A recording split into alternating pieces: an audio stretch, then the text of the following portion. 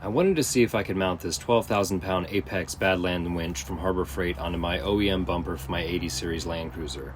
The reasoning behind not choosing an ARB or aftermarket off-road bumper is because, well, I didn't want to spend the money and I wanted to see if I could retain the factory look.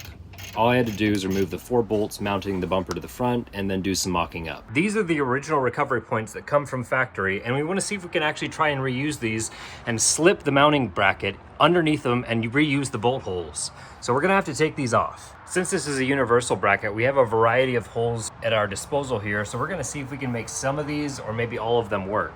This isn't going to fit up against the back part of the frame rails here, so we need to measure the inside of this against the frame rails and then cut off the excess. I was originally planning on mounting the bracket on the lower portion of the frame rails, but then redecided that I wanted to put it on the top part for a better approach angle. I didn't have any spare pieces of steel lying around, so I actually just reused part of the outer portion of the universal mounting bracket and then welded it to the original piece, drilled through it, and then was able to get 2 bolts through into the frame, which will give it more structural integrity. Here's where I got a little bit creative. So the OEM bumper comes with these horns that attach to the end of the frame rails, and I decided to reincorporate these into the mounting bracket to give it even more structural integrity, and then it'll also allow me to bolt the whole entire application on and off. You could just weld the whole thing to the frame, but I wanted to be able to take it on and off just in case I need to redo my welds. After neatly routing our wiring and solenoid to the battery, we verified that everything was working correctly with the winch.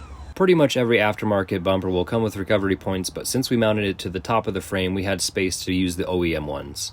This is where the devil's in the details, and we made sure to do plenty of measuring so that we could mount the fairlead to the bumper and not have a huge gap in between.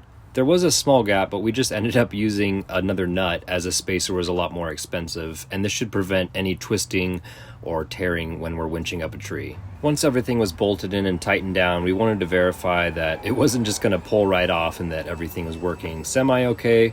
Of course, we haven't been on the trail to test this out, but everything seemed to be working in good order. Whenever I'm winching, I like to be in the truck and with my foot on the brake in neutral so it doesn't ruin the transmission.